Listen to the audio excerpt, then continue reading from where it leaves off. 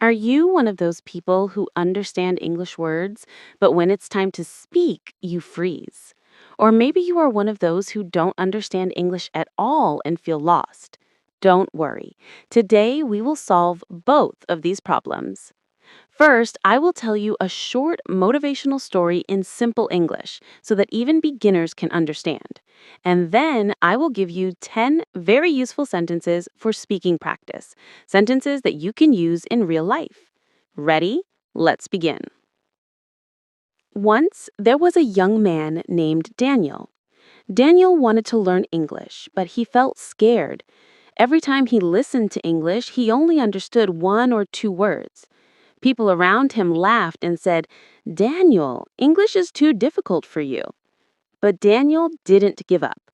Every day, he listened for just 10 minutes. Sometimes he listened to English songs, sometimes short videos, sometimes podcasts. At first, he understood almost nothing, but he kept going. One day, Daniel was on a bus. A tourist asked him, "Excuse me, do you know where the station is?" Daniel was nervous, but he said, "Yes, the station is near the park." The tourist smiled and said, "Thank you." That small moment gave Daniel big confidence. He thought, if I can say one sentence today, maybe tomorrow I can say two. And slowly, Daniel improved. After 1 year, he was not perfect, but he could talk to people, understand movies, and even help his friends. Daniel learned one important lesson. You don't need to be perfect to start speaking. You just need to start. Now, for those of you who understand English but have problems speaking, let's practice 10 useful sentences that are not too simple, not too difficult, but very practical. Repeat after me. Could you please explain that again? I'm not sure I understand. Can you repeat? I would like to order something different today. That sounds like a great idea.